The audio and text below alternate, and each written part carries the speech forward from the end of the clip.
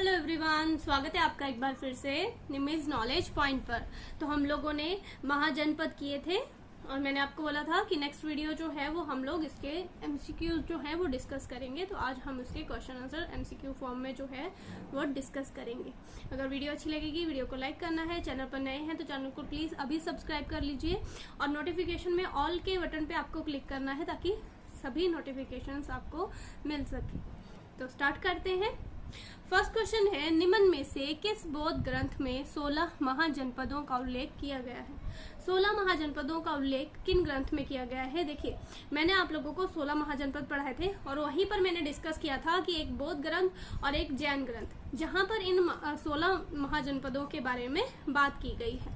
ठीक है, तो वो 16 महाजनपद जो है वो एक तो अंगुत्तर निकाय है बौद्ध ग्रंथ। ठीक है, ये बौद्ध ग्रंथ है अंगुत्तर निकाय, ये एक बौद्ध ग्रंथ है, यहाँ पर इसकी चर्चा दी गई है। इसके अलावा एक जगह और है, वो है भगवती सूत्र। भगवती सूत्र, भगवती सूत्र जो है वो एक जैन ग्रंथ है, जैन ग्रंथ है। ठीक है, इसके अलावा एक बौद्ध ग्रंथ है महावस्तु, वहां पर भी इसके बारे में पता चलता है। महावस्तु ये भी बौद्ध ग्रंथ है।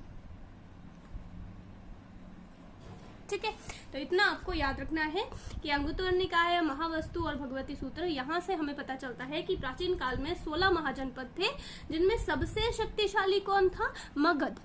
सबसे शक्तिशाली कौन था? मगध। ठीक है, और एकमात्र दक्षिण भारतीय महाजनपद वो भी मैंने आपको बताया था, वो कौन सा था? अश्मक। अश्मक जो था वो एकमात्र दक्षिण भारत में स्थित जो महाजनपद था, गोदावरी नदी के तट पर ये स्थित था। ठीक है, तो इतना आपको इसके बारे में याद रखना है। नेक्स्ट क्वेश्चन है, प्रथम मगध साम्राज्य का उत्कर्ष किस शताब्दी में हुआ था? कि किस शताब्दी में ये मगध साम्राज्य जो था वो स्टार्ट हुआ था? ठीक है, अपने उत्कर्ष पर पहुंचा था, तो वो थी 6ठी शताब्दी। ठीक है, ये भी आपको याद रखना है, ये थी 6ठी शताब्दी। मगध जो साम्राज्य था, इसका अगर वास्तविक संस्थापक आपसे पूछा जाए तो वो बिंबिसार बोला जाता है। बिंबिसार। बिंबिसार के बारे में हम लोग पहले भी जनरल स्टडीज एमसीक्यूज मैंने करवाए हैं, वहां पर मैंने इंपॉर्टेंट क्वेश्चंस जो हैं वो डिस्कस किए हैं। तो अगर आप टेट की तैयारी कर रहे हैं, कमीशन की तैयारी कर रहे हैं, तो वो जनरल स्टडीज वीडियोज आप जरूर देखिएगा। 42 वीडियोज है उसमें। ठीक है, तो मैंने काफी क्वेश्चंस वहां पे डिस्कस किए हैं, इंपॉर्टेंट क्वेश्चन डिस्कस किए हैं, उन्होंने डिटेल से थोड़ा थोड़ा मैंने वहां पे उनको डिस्क्राइब भी किया है। ठीक है, तो आपने उनको जरूर देखना है। देखिए, बिंबिसार जो है वो हर्यक वंश से था और मैंने आपको बताया था कि हर्यक वंश को हम क्या बोलते हैं? पितृहंता वंश बोलते हैं। क्यों? क्योंकि अपने अपने पिता की हत्या करके ये लोग जो थे वो गद्दी पर बैठे थे, तो इन्हें पितृहंता वंश भी बोलते हैं। बिंबिसार की हत्या कर दी थी अजातशत्रु, इनके पुत्र थे। ठीक है, अजातशत्रु गद्दी पर बैठते हैं, अजातशत्रु की हत्या कर देते हैं उदयन, और फिर उदयन गद्दी पर बैठते हैं। इसलिए हम हर्यक वंश को पितृहंता वंश भी बोलते हैं। पितृहंता वंश। ठीक है, ये भी आपने याद रखना है। नेक्स्ट क्वेश्चन है, मगध के किस प्रारंभिक शासक ने राज्यारोहण के लिए अपने पिता की हत्या की एवं स्वयं इसी कारणवश अपने पुत्र द्वारा मारा गया? तो राज्यारोहण के क्रम में मैंने आपको अभी बताया, बिंबिसार का पुत्र था अजातशत्रु। अजातशत्रु ने अपने पिता की हत्या करी थी और अजातशत्रु की हत्या उन्हीं के बेटे उदयन ने की। ठीक है, तो इस क्रम में क्या पूछा गया है? पूछा गया है कि किसने अपने पिता की हत्या की और कौन अपने पुत्र के द्वारा मारा गया? तो वो था अजातशत्रु। अजातशत्रु जो है राजगद्दी को पाने के लिए उसने अपने पिता बिंबिसार की हत्या कर दी थी और खुद वो अपने बेटे उदयन के द्वारा मारा गया था। ठीक है, तो अजातशत्रु इसका सही आंसर होगा। नेक्स्ट क्वेश्चन है, भारत का कौन सा क्षेत्र प्राचीन काल में अवंतिका के नाम से जाना जाता था? तो अवंतिका के नाम से जाना जाता था मालवा। मालवा जो है इसको प्राचीन काल में हम अवंतिका के नाम से जानते थे। अवंती जो महाजनपद था वो 2 भागों में बटा हुआ था। एक था उत्तरी महाजनपद, उत्तरी अवंती, एक था उत्तरी अवंती और एक था दक्षिणी अवंती। एक था उत्तरी अवंती, एक था दक्षिणी अवंती। ठीक है, उत्तरी अवंती जो था इसकी राजधानी थी उज्जैनी। उज्जैनी जो थी वो उत्तरी अवंती की राजधानी थी और महिष्मती जो थी, महिष्मती वो हमारी दक्षिणी अवंती की राजधानी थी। नेक्स्ट क्वेश्चन है, गोदावरी नदी के तट पर स्थित महाजनपद था। गोदावरी नदी के तट पर कौन सा महाजनपद था? तो गोदावरी नदी के तट पर मैंने अभी आपको बताया एकमात्र दक्षिण भारतीय महाजनपद था अशमक। इसकी राजधानी थी पोतन या फिर पैठन भी बोलते हैं, ठीक है। आप पोतन, पैठन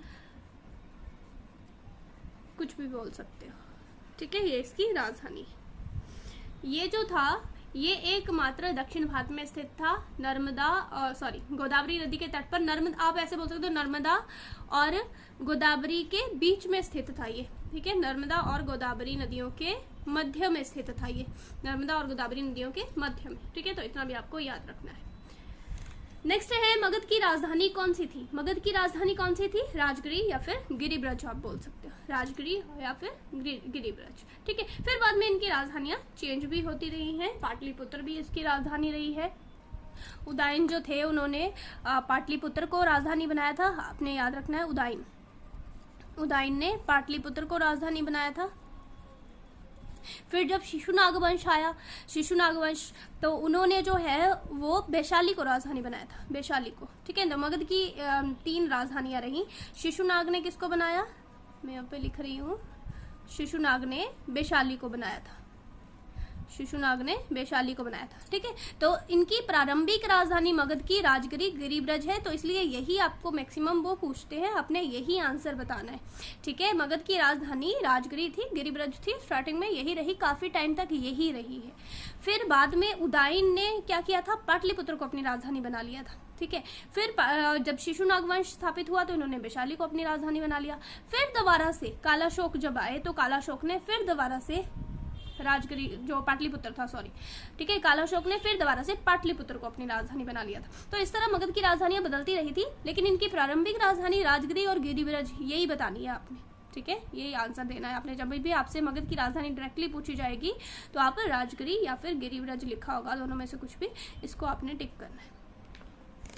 नेक्स्ट है, पाटलिपुत्र के संस्थापक कौन थे? तो पाटलिपुत्र को बसाया था उदयन ने, पाटलिपुत्र को उदयन ने बसाया था और इन्होंने पाटलिपुत्र को जो है वो अपनी राजधानी बनाया था।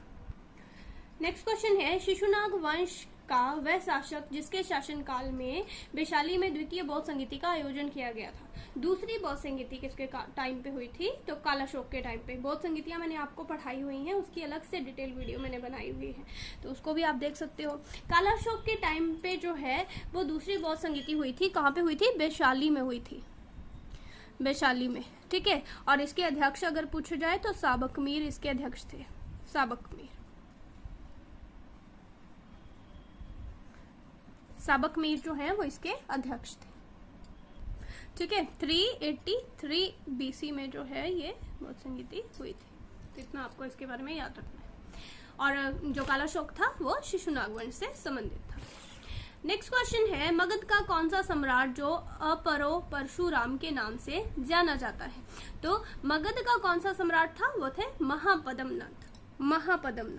महापद्मनंद जो है वो उन्होंने ही नंद वंश की स्थापना की थी, ठीक है। नंद वंश की स्थापना किसने की थी? ये नंद वंश के संस्थापक हैं, नंद वंश के संस्थापक, ये भी पूछ सकते हैं आपसे,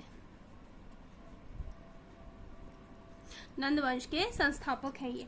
तो इन्हीं को अपरो परशुराम जो है, मतलब परशुराम का दूसरा अवतार। अपरो परशुराम का मतलब क्या होता है? परशुराम का दूसरा अवतार बोला जाता है, ठीक है। इतना आपने इनके बारे में याद रखना है। इसके अलावा इनको और कौन सी उपाधि मिली हुई थी? सरव क्षत्रांतक, सरव क्षत्रांतक। सर्व क्षत्रांतक की उपाधि का मतलब होता है क्षत्रियों का नाश करने वाला, क्षत्रियों का नाश करने वाला, ठीक है। तो 2 उपाधियां जो हैं वो इनको मिली हुई थी, ये आपने याद रखना है। इसके अलावा इन्हें बौद्ध वंश में उग्रसेन भी बोला जाता था, उग्रसेन। बौद्ध वंश का ग्रंथ था महाबोधि वंश, ठीक है। महाबोधि वंश जो है उसमें इनको क्या बोला गया है? उसमें इनको उग्रसेन बोला गया है, तो ये भी आपने याद रखना है, उग्रसेन। नेक्स्ट क्वेश्चन है, गौतम बुद्ध के समय का प्रसिद्ध वैद्य जीवक किसके दरबार से संबंधित था? तो गौतम बुद्ध के समय में उनके समय में एक वैद्य हुए हैं जीवक, वो बिंबिसार के दरबार में बिंबिसार के दरबार में। तो बिंबिसार ने गौतम बुद्ध के अंतिम समय में उनकी सेवा के लिए भी इनको भेजा था। इस चंड प्रघोर, ठीक है, अवंती के राजा थे, अवंती के राजा चंड प्रघोर, ठीक है। इनको पीलिया हो गया था, पीलिया की बीमारी हो गई थी इनको। तो उनकी बीमारी का उपचार करने के लिए जीवक को उज्जैन भेजा गया था, जीवक को उज्जैन भेजा गया था बिंबिसार के द्वारा। तो याद रखना है, बिंबिसार के दरबार में रहते थे जीवक।